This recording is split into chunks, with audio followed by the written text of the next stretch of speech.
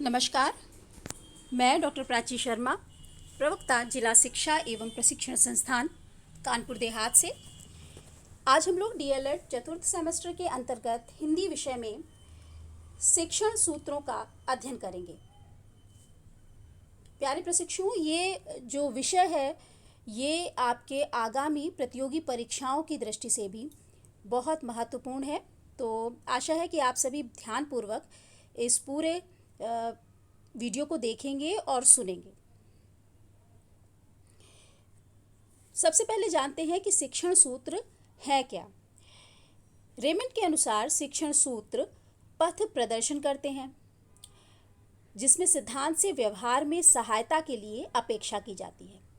आप इसको इस तरह समझ सकते हैं कि शिक्षण विधि एक पूरी प्रक्रिया है जिसके मध्य में इस प्रक्रिया को करने वाला शिक्षक होता है, और ये जो शिक्षण सूत्र हैं वह शिक्षक के पथ प्रदर्शक के रूप में कार्य करते हैं।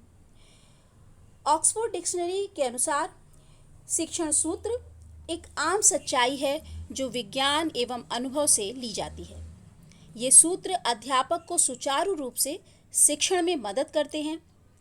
विशेष रूप से प्रारंभिक कक्षाओं में पठन पाठन की जो क्रिया है वह इन शिक्षण सूत्रों के माध्यम से आसान हो जाती है, क्योंकि ये सभी सूत्र छात्रों को, बालक को, विद्यार्थियों को ध्यान में रखते हुए, उनको केंद्र में मानते हुए बनाए गए हैं। तो अब आप समझ सकते हैं कि शिक्षण सूत्र कितने महत्वपूर्ण हैं किसी भी विषय को पढ़ाने के लिए। एक शिक्षक के लिए शिक्षण सूत्रों का ज्ञान परम आवश्यक है। आइए हम शिक्षण सूत्रों के बारे में जानकारी प्राप्त करते हैं। कौन कौन से शिक्षण सूत्र हैं जिनका हमें अप्लाई अपने टीचिंग में, अपने क्लासरूम में करना चाहिए। सबसे पहले आता है सरल से जटिल की ओर। समझ सकते हैं इस सूत्र का आशय यह है कि छात्रों को पहले हम सरल कंटेंट बताएंगे, फिर उस सरलता से हम जटिल बातों की जानकारी देंगे। ऐसा करने से पाठ व विषय में उनकी रुचि बनी रहती है, वे बच्चे जो हैं हमारे ध्यान लगा सकते हैं। यह क्रम बाल विकास के अनुकूल है और मनोवैज्ञानिक दृष्टि से भी महत्वपूर्ण है, क्योंकि आप ध्यान में रखिए कि जो हमारा बच्चा है वह आयु बढ़ने के साथ साथ उसकी आयु बढ़ती है, उसी प्रकार से उसका मानसिक विकास भी होता है। तो छोटेपन में यानी कम आयु में जटिल बातों को वह नहीं समझ सकता, लेकिन जब आयु बढ़ती है यानी कि साथ में ही उसका मानसिक विकास भी हो रहा है तो जटिल बातें भी उसे सरलता से समझ में आएंगी। तो अध्यापक अब अगर प्रारंभ में ही जटिल तथ्यों को सामने रख दे, कठिन बातों को, तथ्यों को बच्चों को बताने लगे, तो आप समझ सकते हैं कि बच्चे क्या इस ज्ञान को समझने में समर्थ होंगे? बिल्कुल नहीं।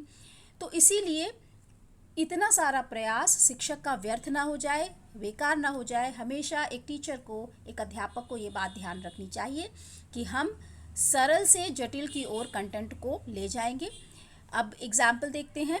जैसे हासिल के जोड़ घटाना सिखाना है हमें, तो क्या हम हासिल के जोड़ घटाना पहले सिखाने लगेंगे? नहीं, पहले हम बच्चों को गिनती सिखाएंगे, साधारण जोड़ सिखाएंगे, साधारण घटाना सिखाएंगे। जब ये सरल सरल बातें गणित की बच्चे समझ जाएंगे तब हम जटिलता उनके समक्ष रखेंगे। अगला है ज्ञात से अज्ञात की ओर। इस सूत्र के अनुसार शिक्षक को बालकों के पूर्व ज्ञान को जांचना चाहिए। आपने पुस्तकें भी देखी होंगी तो उसमें पूर्वावलोकन एक सबसे पहला चैप्टर होता है। तो पहले हम पूर्वावलोकन करते हैं, हम पिछली बातों को याद करते हैं। आप टेलीविज़न पे एपिसोड्स देखते होंगे, सीरियल्स देखते होंगे, तो उसमें भी रीकैप दिखाते हैं। तो रीकैप यानी कि कल जहाँ छोड़ा था वहाँ की जानकारी कराई जाती है। यही हमें टीचिंग में भी अपनाना है। सबसे पहले बच्चों के पूर्व ज्ञान को जांचना है और उसी के आधार पर हमें उन्हें नया ज्ञान देना चाहिए। अर्थात उसे पहले वे बातें बतानी चाहिए जिन्हें वह जानता है, फिर उस विषय वस्तु पर आना चाहिए जिन्हें वह नहीं जानता, क्योंकि नए नए तथ्यों को सबसे पहले रख देना बच्चों के लिए कठिन हो जाएगा। बच्चों की रुचि और ध्यान किसी भी पाठ में तभी संभव होगी जब बच्चे उसमें जानकारी और नयापन दोनों को सम्मिलित कर पाएंगे। यानी कि थोड़ी जानकारी उस पाठ से उन बच्चों को होगी, फिर जो नयापन आएगा बच्चे उसको जब सम्मिलित करके बच्चों को पढ़ाया जाएगा तो बच्चों की रुचि उसमें रहेगी। तो ज्ञात से अज्ञात की ओर यानी कि छात्रों को कोई भी नया पाठ पढ़ाने से पहले पूर्व ज्ञान की ओर अवश्य ले जाना चाहिए। अगला देखते हैं, स्थूल से सूक्ष्म की ओर। बच्चों के शारीरिक विकास के साथ साथ उनका मानसिक विकास भी होता है, ये तो आप समझ ही गए हैं। अब शैशवावस्था में सूक्ष्म अमूर्त वस्तुओं के बारे में बच्चे नहीं जानते हैं। सूक्ष्म बातों के बारे में, अमूर्त वस्तुएं जो दिख ही नहीं रही हैं, उनकी जानकारी छोटा बच्चा नहीं कर सकता। वो स्थूल और मूर्त पदार्थों को सरलता से समझता है, जो कुछ दिखाई दे रहा है। तो जब हम जो कुछ भी मूर्त रूप में है, स्थूल रूप में है, वो सारे भाव, तथ्य, वस्तुओं को जब बच्चों को सिखाएंगे, जब बच्चे उन वस्तुओं को समझने में सक्षम हो जाएंगे, तब हम सूक्ष्म की ओर लेकर के बच्चों को जाएंगे। तो सबसे पहले जब हम प्रारंभ करें छोटे बच्चों को, तो केवल मूर्त वस्तुओं को पढ़ाएं और उनकी सहायता से पहले मूर्त वस्तुओं को पढ़ा दें, मूर्त चीज़ों के माध्यम से, फिर हम उनकी हेल्प के अनुसार हेल्प लेते हुए, सहायता से बच्चों को सूक्ष्म ज्ञान जो है वह देंगे। इसका एक एग्जाम्पल देखिए, गणित में जोड़ घटाना सिखाने के लिए गेंद, गोली, कंकड़ आदि का सहारा लिया जा सकता है। अब आप क्या बताएंगे कि 10 को जोड़ दीजिए 11 में, ये अमूर्त चीज़ें हैं। आप वस्तुएं रखिए जिनको वो बच्चा देख सकता है। नेक्स्ट, पूर्ण से अंश की ओर। इस सूत्र का आधार गेस्टाल्टवाद यानी अवयवीवाद है। अवयव, गेस्टाल्ट मनोवैज्ञानिक के अनुसार हम किसी वस्तु को उसके पूर्ण रूप में देखते हैं। अब आप खुद ही सोचिए, कोई वृक्ष है तो हम पूरे वृक्ष को देखते हैं, उसके एक एक पार्ट को नहीं देख रहे होते हैं। तो बालक के सामने कोई वस्तु जब आती है तो वह जो हमारा बच्चा है, जो हमारा विद्यार्थी है, सर्वप्रथम उस पूर्ण वस्तु को ही देखता है, जानता है और समझता है। उसके विभिन्न अंगों या अंशों को वो नहीं देखता है। तो वृक्ष का एग्जाम्पल मैंने दिया ही है। तो शिक्षक को उसके इस पूर्व ज्ञान का लाभ उठा करके जो उस वृक्ष के अंगों, जड़, डाली, पत्ती, ये जो चीज़ें हैं, सूक्ष्म चीज़ें हैं, उनको बाद में समझाना चाहिए। एक छोटे से उदाहरण के साथ में, सबसे पहले हम बच्चा क्या देख रहा है, मान लीजिए हम वृक्ष के बारे में पढ़ाना चाह रहे हैं, हम बताना चाह रहे हैं बच्चों को कि पौधे भोजन कैसे बनाते हैं। तो सबसे पहले हम बच्चों को पौधे के बारे में दिखाएं, वो संपूर्ण पौधा बच्चा देखेगा और फिर एक एक अंश के ओर हम ले जाएंगे कि जड़ है, तना है, पत्तियां हैं, फल हैं, फूल हैं। फिर आता है अनिश्चित से निश्चित की ओर। देखिए, बच्चों के बौद्धिक विकास का क्रम अनिश्चित से निश्चित की ओर होता है।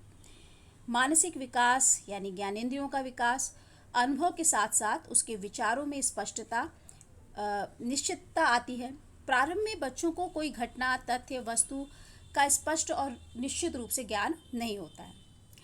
अनुभव और परिपक्वता के अभाव में बच्चे कल्पना की अधिकता के कारण उनके बारे में अपने मन से कुछ भी बना लेते हैं, क्योंकि बच्चे पूरी चीज़ों को जानते नहीं हैं। तो वो जो कल्पना कर रहे हैं, और कल्पना कभी कभी सही भी हो सकती है, कई बार गलत भी हो सकती है, तो वो अपने मन में कुछ भी विचार बना लेते हैं जो अस्पष्ट होता है, अनिश्चित होता है और कई बार, जैसा कि मैंने कहा, गलत भी होता है।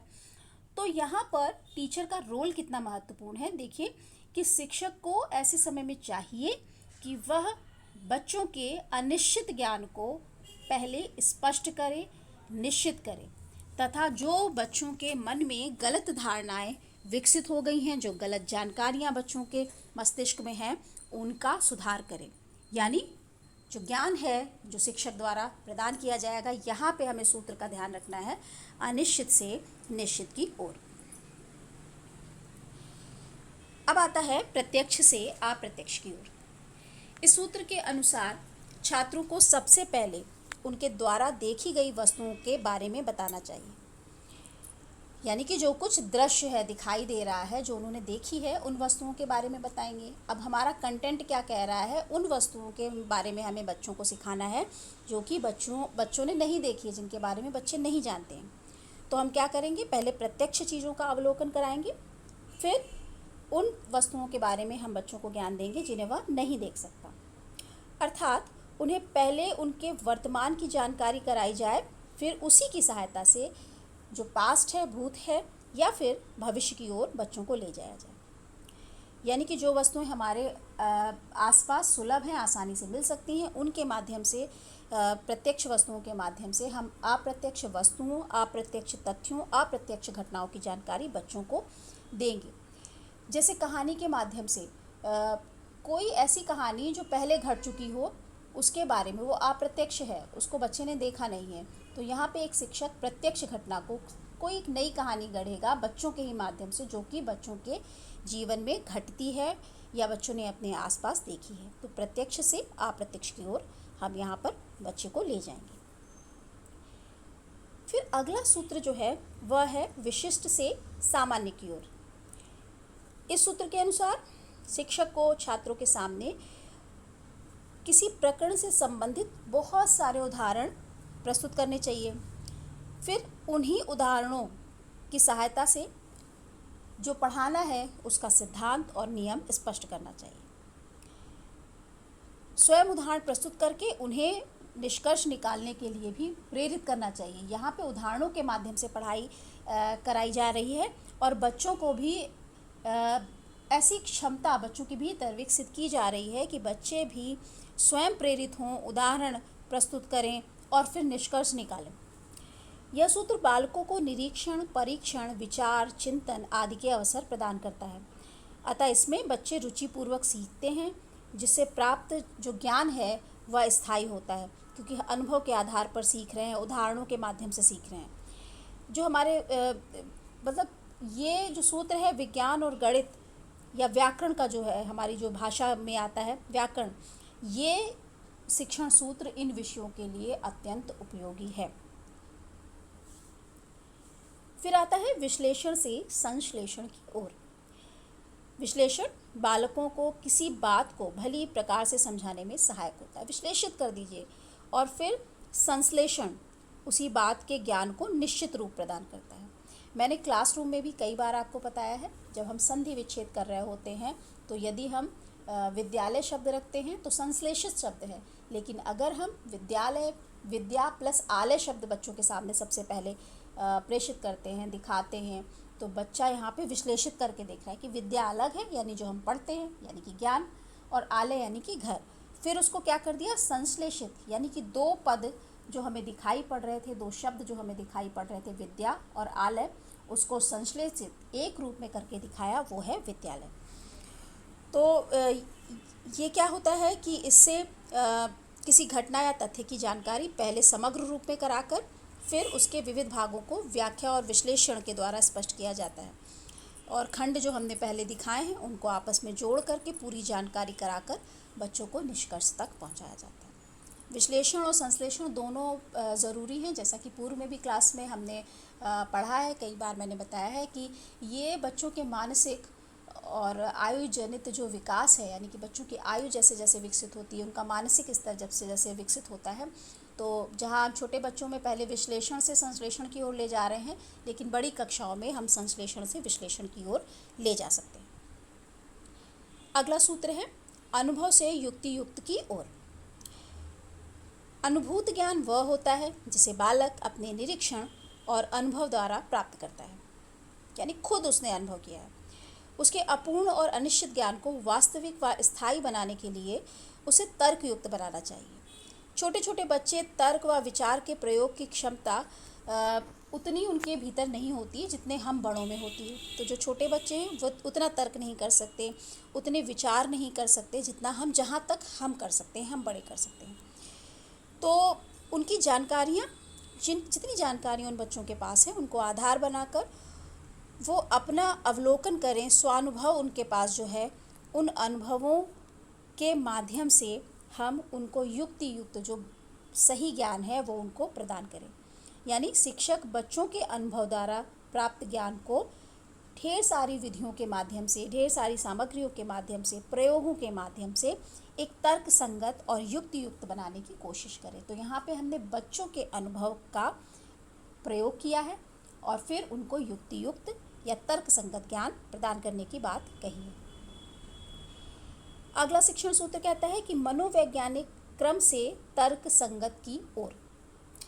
देखिए, शिक्षा में बाल मनोविज्ञान का महत्व आप सभी जानते हैं। जो केंद्र है वह बालक ही है, संपूर्ण शिक्षा का, और जितनी भी विधियाँ प्रविधियाँ जितने भी पाठ्यक्रम का निर्धारण होता है, इवन जो नीतियाँ भी बनती हैं वो बालक को केंद्र में रख कर के, ध्यान में रख कर के बनती हैं।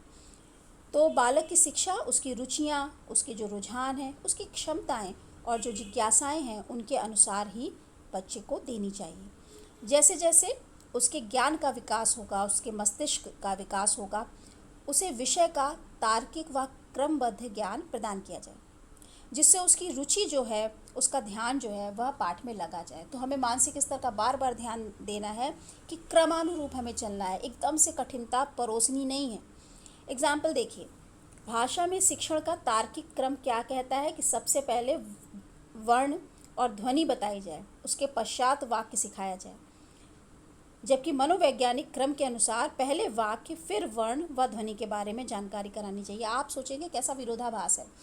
देखिए, आज का नया जो युग है वो ये कहता है कि बच्चे को कलम चौक पकड़ा दीजिए और उसको उकेरने दीजिए जो उसके भाव, जो उसके मन में है, और उसको बिल्कुल मत रोकिए टोकिए कि तुम गलत लिख रहे हो। ये वहाँ पे जो आड़ी टेढ़ी रेखाएं हैं, ये मनोवैज्ञानिक सिद्धांत पर आधारित ज्ञान है।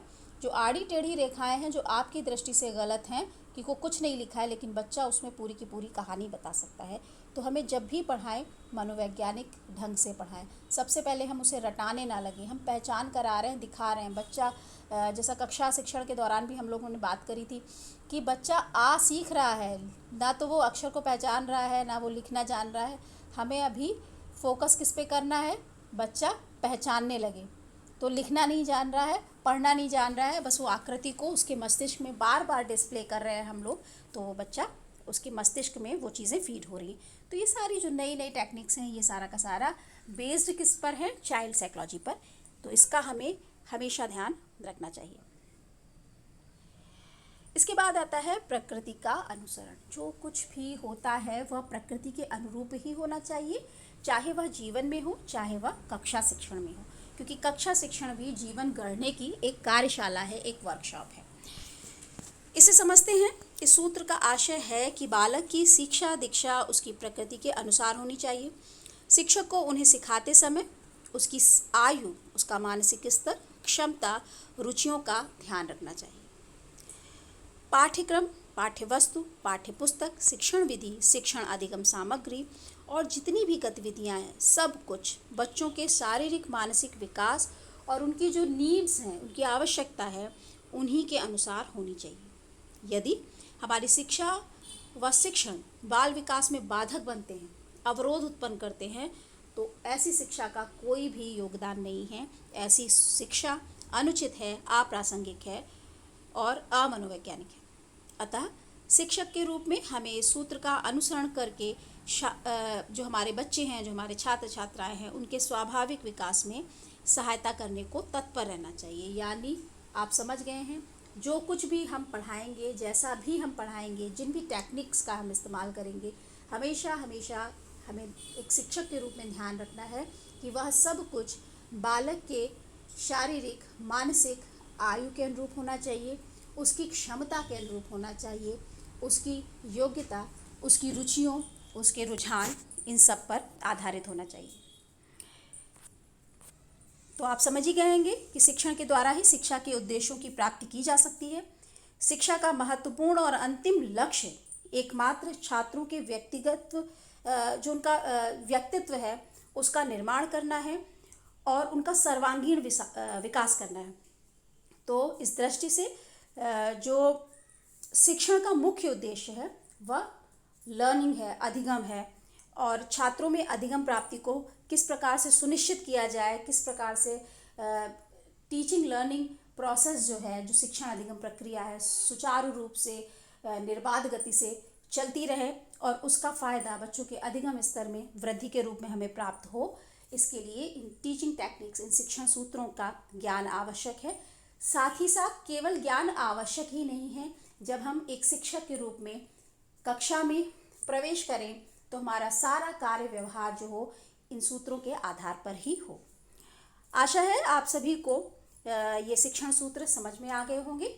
तो आप सभी इसी तरह से जुड़े रहिए, पढ़ते रहिए, और हाँ, जहाँ पे हैं वहाँ पर सेफ रहिए। और क्योंकि सेफ रहना बहुत ज़रूरी है और सेफ रहते हुए हमें अपना विकास करना है। धन्यवाद। नमस्कार।